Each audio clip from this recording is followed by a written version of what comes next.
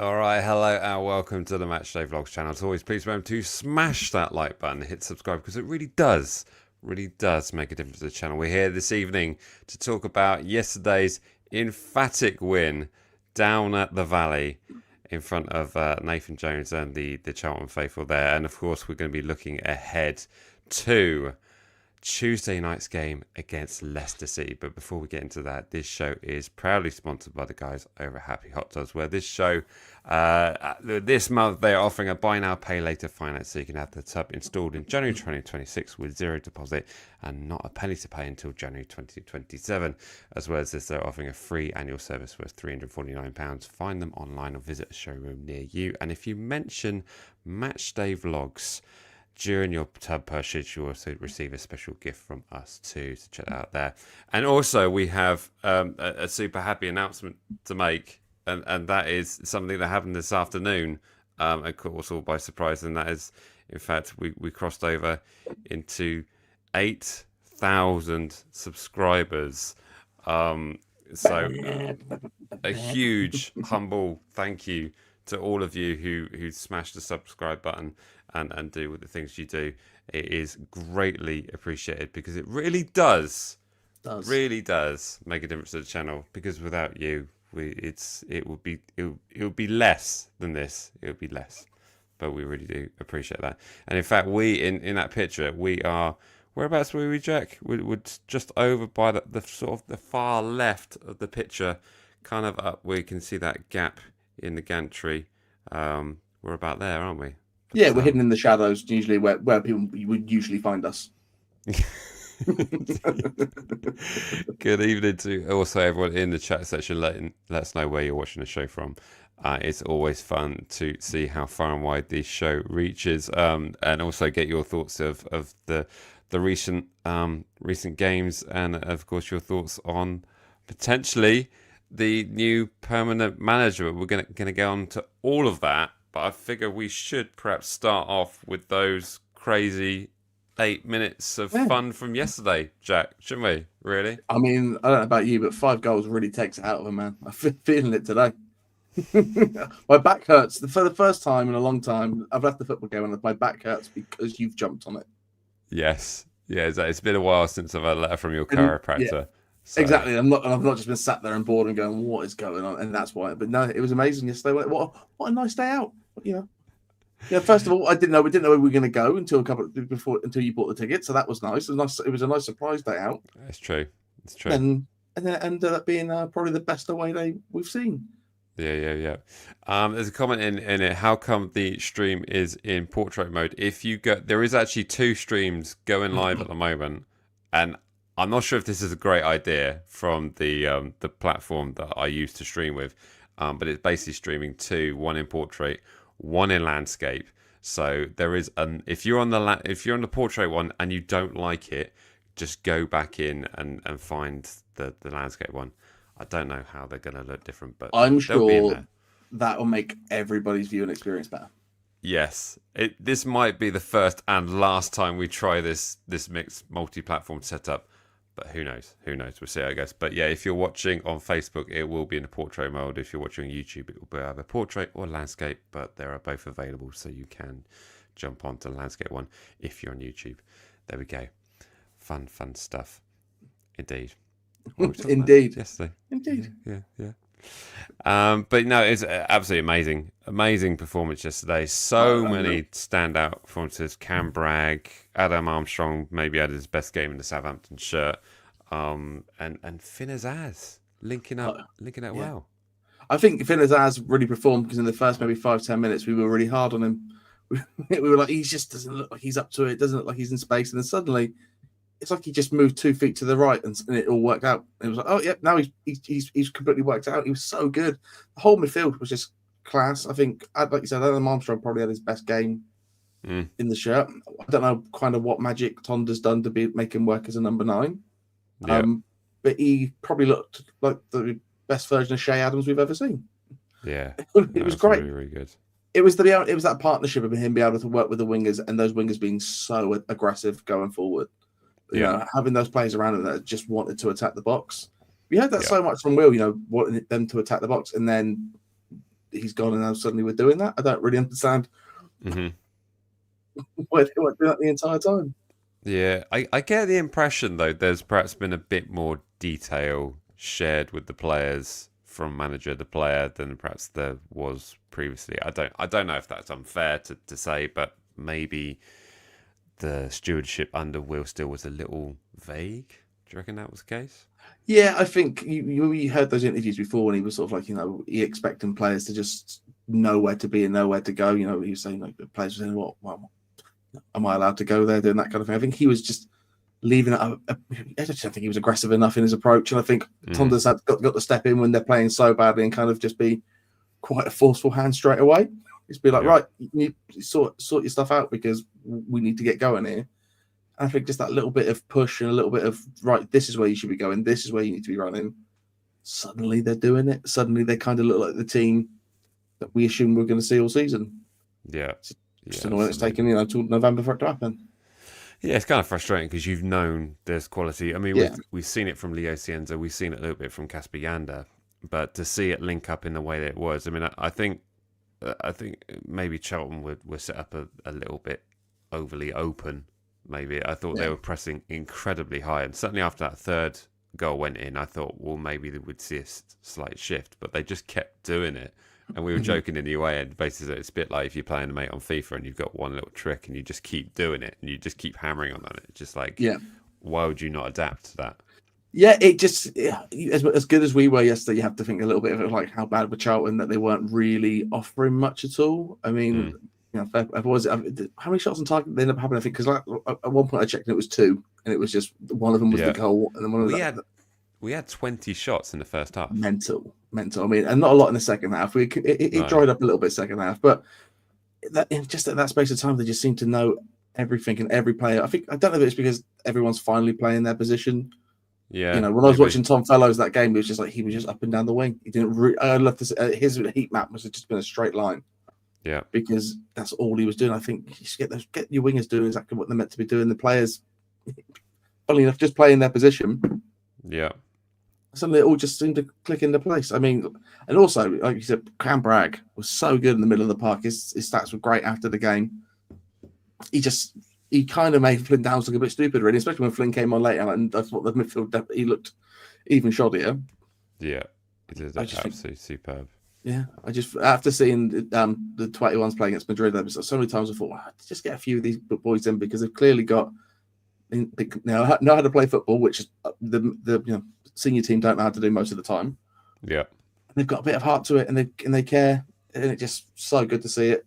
And when then obviously when J Rob comes on a little bit later, you're like, see, there's loads of good stuff coming up from down under. So it just feels like a good Southampton side with youth players coming in.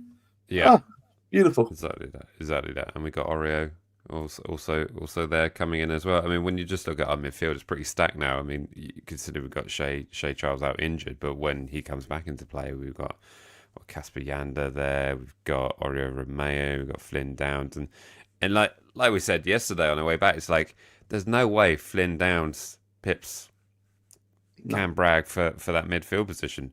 But you've got to think that maybe with this 3-game week that the players have been stacked and sort of been worked into the fact that, okay, well, maybe Flynn's got 90 minutes, pick and choose and are you going to stick him in a game where you need an awful lot of experience against a side like Leicester?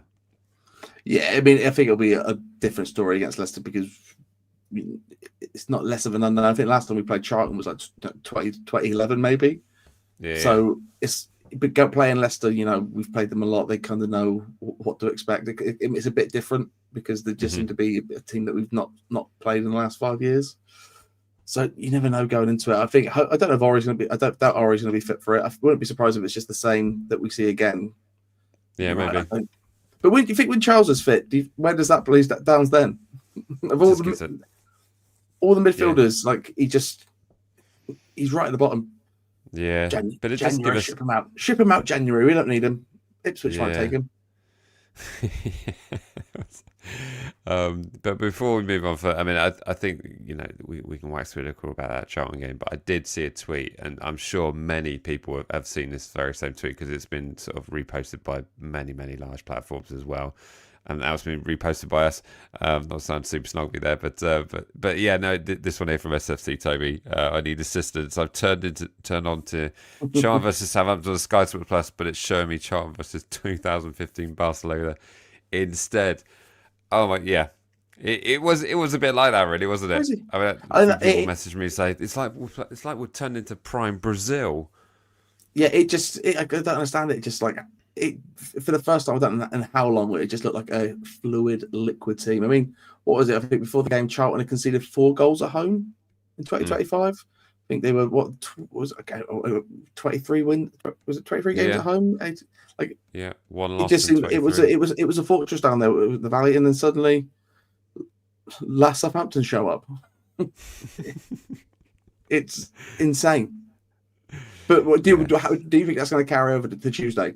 Do you think it's going to be that fiery Tuesday? I think Tuesday is. We were saying that actually that the Charlton away game was the hardest of the three, and now that one's out the way and we've destroyed Charlton 5-1, it's kind of like thinking maybe Leicester would be the Super tough one. But I have to say, if Donder Eckhart gets the win over Leicester, it's done. He has to get the job permanently. Yeah. And I think there hasn't been a manager of Southampton that's got 3 wins on the bounce in the league this decade. So with that kind of logic, it's like, I mean, what about the Russell Martin run? Yeah, but you have a draw. No, I guess so. Yeah, I guess so. Yeah, it's insane. You know, we were saying like, what does Todd stay after this? You know, this next 3 games after international break. And it's like, well, it's a good possibility that now looking at it, we might end up being in the playoff positions by the end of those 3 games. I think we're 5 points off of it now. You know, another 2 wins out of this, and it looks really good. Yeah, and I think it's all about that momentum swing. If the players are feeling good and it's all working out, and suddenly the wins are there, you just go with it. You go with it until it stops working, because I mean, no one else has got any better ideas. I think that, you know, we spoke to so many fans before the game on Saturday, and no one had an answer of who they wanted. No one even had a confident, I'd like this. They were just these names. Yeah. And I think we were all sort of in the mood of, well, let's just see what goes on today. You know, everyone was saying draw last, and they come out there 5-1. I think a lot of people are like, well, this Tonder's all right, isn't he? Tonder's at the wheel, mate. We didn't get anyone guess a large score line that. We had plenty of 2-2s, plenty of 1-1s. Plenty of people saying I'd take a 2-1 win, stuff like that. I thought it was going to be like a 2-1 win. I could see us conceding, but just to score that many against a side that doesn't concede a lot of goals at home was just like. I don't know the last time I saw us be clinical. I mean, we even missed a couple of chances right at the beginning of the game. I think Adam Armstrong headed over the bar. Azaz had that sitter. You know, that's could have had a hat trick that game. Yeah. And you think about, you know, the Bristol game. It was the same kind of start, and we just didn't put those chances away, and they just didn't. They were just people not in the right place. And you think, well, maybe if one of those went in, maybe they would have found that confidence. But now it just feels like, right, they've got it now. Yeah. Adam Armstrong just seemed like, you know, we always talked about Shea Adams being a confident striker, and you always need like a Danny Ings or someone next to him to get him to play well. It's like Adam Armstrong is such a tough, but 12 months at Southampton since going to the Prem. Yeah, fair play. Took him a few games to get into it, but no, since he pretty much scored his first goal, he's just started to just grow in confidence, and he's been a monster the past week. I could not believe just how good he was. He seems to never be able to like turn and beat a man, but yesterday he was just doing it for fun. They were scared of Adam Armstrong. And there's so many options. It's like for Adam Armstrong's goal, the fact that Leo Cienda was literally bursting through midfield. Oh, Leo Cienda was just. Yeah, that might be the game. That might be the game where people are like, "Oh, this Leo Cienda's good, isn't he?" Yeah, but there was even options to Adam Armstrong's right. I mean, Finn Azaz was literally right there in space as well, but they were just like in absolute awe of him. So there were so many positives of it. I particularly like the Casper Yanda goal just by the fact that it was sort of worked out from the back, and but even with that, there appears to be the ability to get it forward a lot quicker, despite the fact that we're working it around the back and trying to be a bit clever and bait the press, as we've sort of seen so many times before. But that sort of quick movement in midfield to get the ball forward, much like we did at Wembley. Do you remember that goal where it sort of burst forward quickly? It did remind me so much of that goal, really, of just turning the ball over, being direct with it super quick. The things that the players sort of took upon themselves to do. I think, how many times have you been at St Mary's and seen an attacker make a really good run just not to be found because the ball's being passed around? Yeah, it just finally seems like the players that are there on the pitch go like, no, I'm looking for that pass every time now. And if we were saying yesterday, even those times that we were trying to bait players in by passing around that, it actually worked. I think that might have been Charlton's naivety doing that, but it was the first time in forever when we were passing it around the back. I'm like, they're getting out of position, and we're going to be able to and we've done it, and it's 3 passes, and we're good. Yeah. There were a couple of stray passes, but I think you can kind of forgive those. But there's a few kind of nervy moments like that. I just brought up Andy's comment here. Even Adam Blackmore lost count the scoreline at 5-0. According, it's 4-0. No, it's 5-0. It's 5-0, Adam. But yeah, no, it's absolutely brilliant, and I think Adam Blackmore made some quite tough questions to Ton Eckhart in the presser. Did you see that presser that he did on Friday? Yeah, they were quite kind of like, so what's your ambition? They felt a little bit proby, which I don't think Adam Blackmore can win on this, because if he doesn't do those kind of things, we always say, like, well, ask difficult questions, prod it a little bit. And then when he does, we say, oh, you've been a bit nasty. He's only been there a few minutes. But I thought he handled that quite well. And really did his talking on the pitch, really, didn't he? Yeah, he's just playing it all close to us. I think he's not trying to get overexcited. He's just trying to do the best of it. He's saying the right things for now. Mm-hmm. Nothing's gone wrong yet. Things have been better than they have been in quite a while. So just, I think just keep your head down and hope it remains. Because any second, the board could be like, no, we've got X out of here. We've decided Brendan Rodgers is our man and he wants to come over. They might do something ridiculous. So he just has to keep going, because much like us, he doesn't trust Sport Republic either. He doesn't know what the bloody hell they're going to do. No one does. I think it's also interesting because it's almost like Ton Eckhart's got this caretaker position, and then Adam Lallana's taken his job in the under 21s. It's like, well, what happens if it doesn't? Does he just go back and then Adam Lallana becomes his assistant? It feels a bit kind of like they've already perhaps made their mind up, maybe. I kind of feel if it does come and he goes back down, Lallana goes into that 21 staff for a bit and then actually probably moves on to an assistant manager job somewhere like that. I probably don't see Lallana staying that much. I don't really get that much. Really, anybody that's kind of been in the coaching staff for the past 12 months haven't really done a great job. So who comes and who goes, I'm not really that bothered by. Yeah. As long as Leo Cienza stays forever, I don't really care. Exactly. Alfie put up a question here. Do we reckon Cienza doesn't Matty Fernandez? We turn him into a great player. The transfer window, he's gone. Both players in which have stated they love Southampton. I think Leo's a bit different though. Leo's a bit older, being 27, and he's done quite a few things. And if you've not watched it, watch Saints release that great sort of half an hour interview with Leo, and it's amazing. His story is crazy, like going to Sweden and then being promised a contract that didn't exist, and playing like 50th, like Germany. It's such a good story, and I think he's got enough respect for the club and love for the club for bringing him here that we've got a couple of seasons out of him. And like, because he's a bit older, if he has 2 good seasons here, he's then 29. Yeah. So you're probably not going to get massive money. That's all future stuff. We've got him now. He's amazing. He's beautiful, and we love him very much. He's got beautiful eyes. That's my big takeaway from that interview. I was like, gosh, he's just got beautiful peepers. Piercing eyes. Yeah, gorgeous. Genuine question though. Genuine question. Leo Cienza or Matty Fernandez? Cienza for sure. Yeah, that's what I jumped to really. But it is crazy that people are like, Sal Alcaraz. Well, he's amazing. You're never going to replace him. Fernandez, I'm never going to replace him. He's amazing. Cienza's like, Sport Republic aren't great, but the stop clock's right twice a day, and they've been here a few days. Yes, indeed. And as Andy's saying, Cienza's pace is frightening. The thing we have minutes away from the deal collapsing. Yeah, it's pretty terrifying when you think about it. And minute away.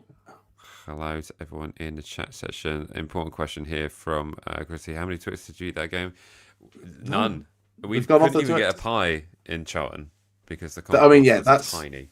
Yeah, the concourse was absolutely ridiculous. I mean, it was beautiful in some senses, but it was absolutely ridiculous. And second of all, we're off the Twixes. They've changed the recipe. It's just not on anymore. Kind of just more onto a Snickers vibe right now, if I'm being honest.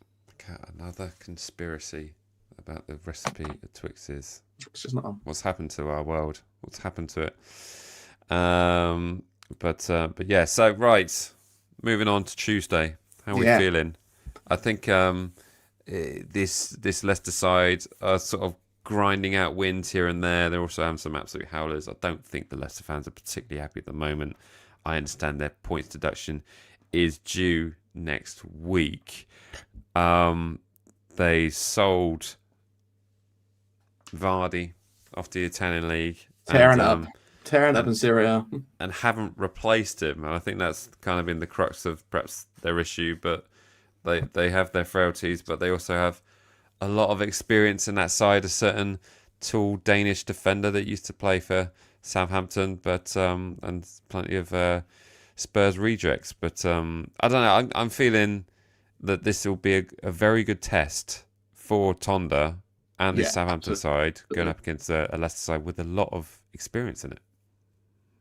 Yeah, absolutely. I think I think it was when Rob was on the show, we were saying that compared to when we both came down last time, neither of us have sort of bounced the way we thought it would. Leicester definitely not. And there's just nothing really there that I'm putting. I mean, granted, I've not watched a lot of Leicester. Sorry, Chris. Leicester till I die. Sorry. We wanted to have a chat today, but it's been crazy. But they beat Stoke this weekend, didn't they? Yeah. So that looks pretty good, and I feel like there's still enough experience in that team to be able to knock through. So it's just about, again, which team's kind of just dialed in right now. And I'm kind of hoping that that's us. Yeah, it looks like they won away at Norwich. They lost away at Hull, but another team did that as well. Lost 1-0 away to Millwall. They lost away at Blackburn. So I can't talk smack about any of these because we've literally done all of that. And did we draw with Borough? We did draw with Borough at home, didn't we? Yes. Yeah, we did. Yeah. So pretty mirror image in terms of the stats there, but they're coming off back-to-back wins in the league, and we've got 3 in advance. I just wanted to say that because we don't often have the chance to say we've won 3 on the bounce, but we have. I mean, yeah, it feels crazy, that, isn't it? What a time to be alive! What a time to be alive! But no, Leicester have got. I think they know that punishment's coming. I feel there's a bit of a downfall right now at this stage. It kind of feels like we were both on a downward trajectory, and now we've had a little bump, and hopefully we can just sustain that and see it through it. Being at home, it's a long trip out for a Tuesday night. They could be quite a quick turnaround. Looks like they're tired. It's just, if we have to make changes for that game, are they going to be able to come in and just do what they did over the weekend? Say Downs does start over Bragg. Is he going to be as consistently looking forward? Is he going to be doing that job properly, or is Ori going to be able to make an appearance? I doubt it yet. Still, no. I thought I needed a couple of weeks yet, but we'll see. You never know really, but it's just in regards to if we can get a couple of goals, I think we'll certainly come away with something. I don't see them in their sort of prolific days of that horrible rainy Friday evening that we do not talk of. I don't think they've got that strike power in their side anymore. Maybe this is the time. Maybe this time we do it back to them. Oh yeah. Maybe this is the time we absolutely rout them on a weeknight. Yeah. At home, Northern Wall, Cienza with a brace, sets the place off. We get 5 in the first half. Yeah. Just kicking off that. Beautiful. That would be fantastic. That's what we want to see. That would be exactly how I want to do it. But yeah, I mean, the last 4 meetings they've beaten us. I won't say comfortably. Some of them has been quite emphatic. There's been some 4s in there, and but of course the last time we played them at St Mary's was that rather devastating. We were 2-0 up, and they came back and beat us 3-2. Really, great times. Good times. Yeah. And I think that's it. Leicester are that, to call them a bogey team is somewhat of an understatement when they've beaten you 9-0. But we have bad results against them, even if we play well. I just kind of feel like if tomorrow or Tuesday we can just shake off that mindset and play it like they're any other championship team, any other just a team that's in our way back to the playoffs. Yeah. Just bat them out the way. I want if we could just get a performance where it's, again, I'm not saying clean sheets because we definitely don't do those, but just another banging performance that just like this team are now on their path. They've got the feet and they're ready to go. It's time for the 28 unbeaten streak. Let's go for it. Let's unbeaten to the end of the season, mate. We're gonna win the league still. Having a wild. If we win every game from now until the end of the season, I think it will look pretty good. Really? Yeah, I think so. Andy said, if Eka overseas wins against Leicester and Millwall, the only discussion should be how many years he gets. Yeah, this is very true. And of course, the other side of it is if he has a great result and then suddenly another club comes in for him thinking like, who's this guy? Flipping heck. So, but hey, it's a good position for Tonda to be in. And I just hope we made the right kind of decision. But he went on Tuesday. If he wins on Tuesday, that's it. You start planning for January now. It's like, right, let him see it through, and let's give him the exact tools he needs. Not the things that eventually will be what he needs. Mm-hmm. Things that are good right now. Yeah, and let's get him some proven legs. I don't think you need Ward-Prowse at this point now. As much as it'd be nice to get him back, but got Ori this season. Let's get Ward-Prowse back next season. We're in the Prem. To a Flynn swap. Ward-Prowse to Flynn. Oh yeah, Flynn go back to West Ham. That'd be nice.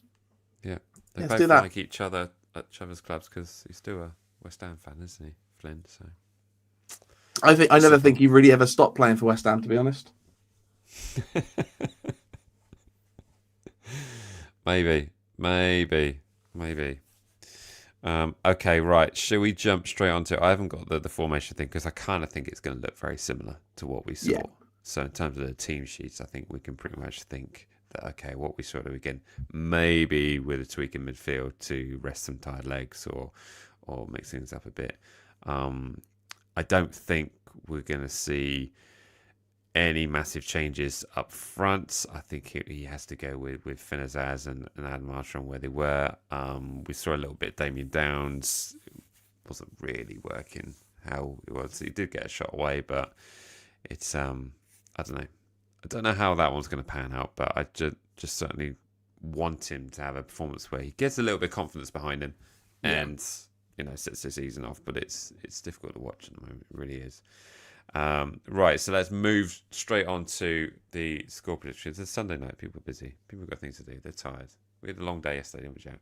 Yeah, I've got a bottle of wine waiting, mate. I've got a bottle of wine. I've got the last few episodes of Taskmaster. I just want to put my feet up. I've got to go into the office tomorrow, so let's get some score predictions going. Let's get some score predictions. Right, okay, so this is the part of the show where you guys get a chance to stick in your score predictions. Me and Jack will be going through all of them right after we've given ours.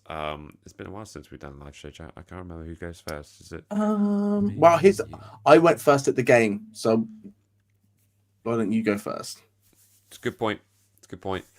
How do I see this one going? I desperately want us to get a clean sheet. Do I think it's going to happen? No. I'm going to go with I'm going to hope there's a bit of momentum from the goal scored, and I'm going to go with 3-1 Southampton. I like that. Nice. It's quite bold for me, to be fair. Very bold. So, yeah. Very bold. Yeah. What are your thoughts, Jake? How are you thinking? It's not what I think; it's what I want, isn't it? Let's do that. Well, here's the thing. Since Tonda guy, I got 3-1. I got that right. I said 3-1 before the game on Saturday. Everyone thought that was probably too many goals. Did it again? That's true. 4-0.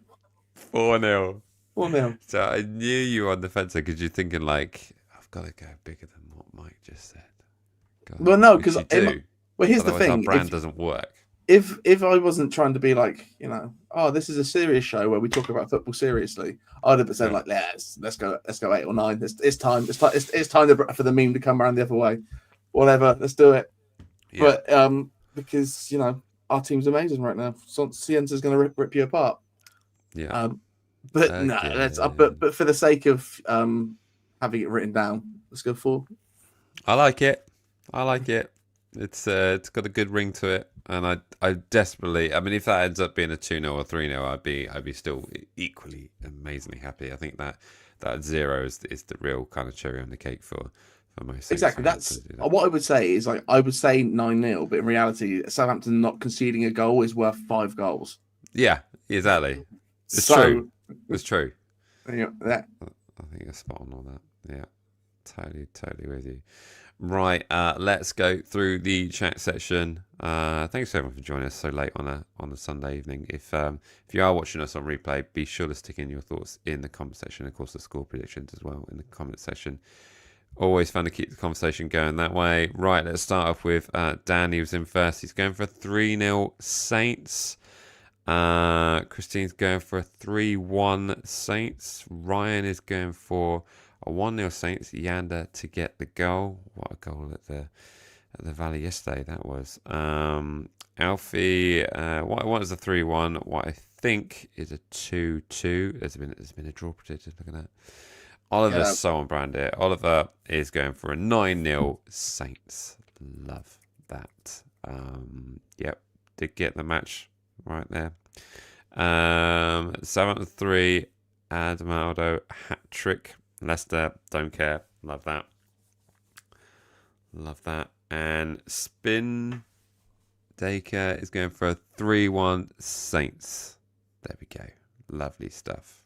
So pretty emphatic, really. Sort of confidence for a win. We're gonna win. It's all you gotta do is just go in thinking that we're gonna win, and the boys will do the rest. Yeah. Boys do the rest. Yes. I for the sake of people to stop complaining about it, I would just really love a game where we win it in the second half, shooting towards the northern wall. Yeah. And it's a few goals, and everyone gets to imagine Cienza scoring in that end. It's going to be mental. Yeah. Everyone's going to have a piece of his shirt. He's going to go out of the game, just chop it up and hand it around, make sure everybody's got a bit. Yeah, it seems to be a bit of a challenge. Who's going to get Cienza's shirt at the end of the game? I also love that Cienza is pushing out, like when we beat Sheffield, he pushed Tonda out to do the punts. And then against Charlotte, he pushed Cam out to do something. This dude is just come in, just give him the armband. Give him the armband. Yeah. Which stand does he want to put his name on? Like what's up, bro? Like, let's go. What do you want? He's great.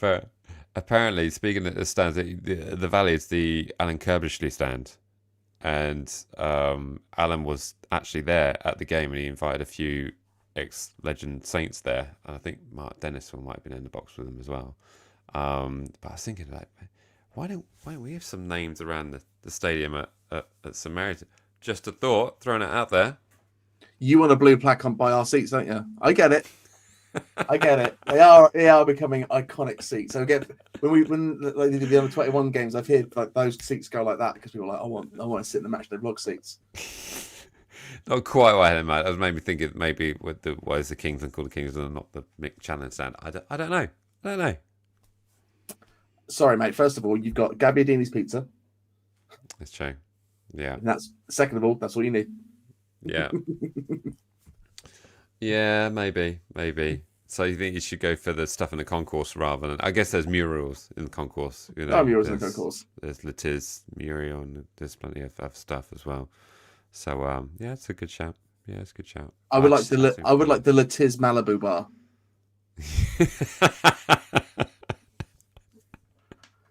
That's what I want. Yeah, that'd be a good one. I like the sound of that.